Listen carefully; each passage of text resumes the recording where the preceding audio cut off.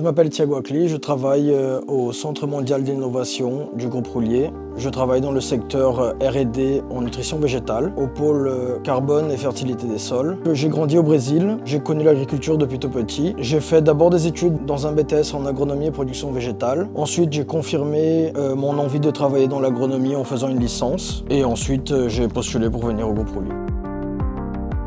Le sol m'intéresse beaucoup parce que le sol, c'est l'interface entre la plante et son environnement. Et c'est en pilotant le sol qu'on peut améliorer la nutrition de la plante.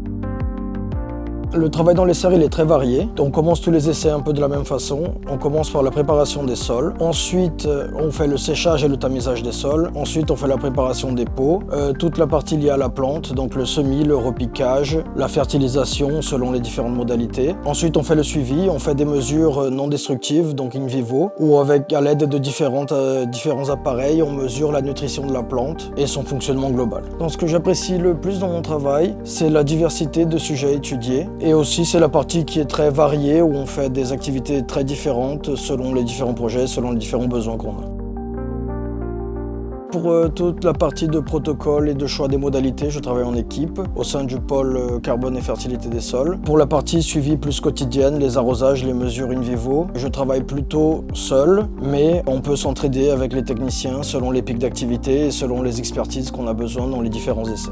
Donc l'objectif du CMI, c'est d'avoir les essais les plus représentatifs du monde, vu qu'on développe des produits pour nombreux pays. Donc on travaille avec des cultures très variées, qui peuvent être du blé par exemple, de la betterave, des vignes, des tomates et encore plusieurs autres cultures selon les besoins qu'on a. Et pour répondre à ces problématiques, nous avons des serres, dont la serre de phénotypage, qui est un outil technologique qui nous permet de réaliser des essais de plus grande ampleur.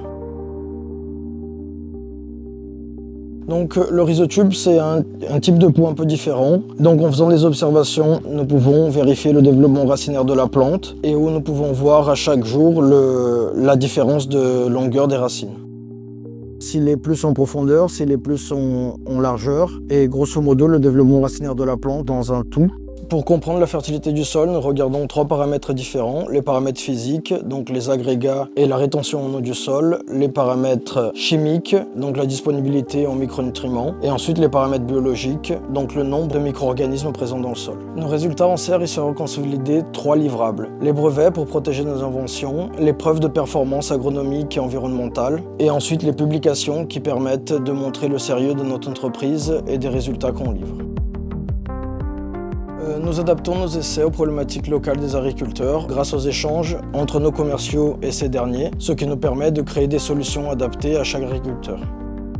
Les plus grands enjeux en lien avec les sols agricoles, c'est de continuer de produire avec des conditions adverses. C'est pour cela que nous travaillons au quotidien pour retrouver des solutions capables d'améliorer la diversité et la fertilité des sols. L'agriculture évolue constamment et pour moi c'est très intéressant de développer des technologies qui permettent qu'elle soit plus performante.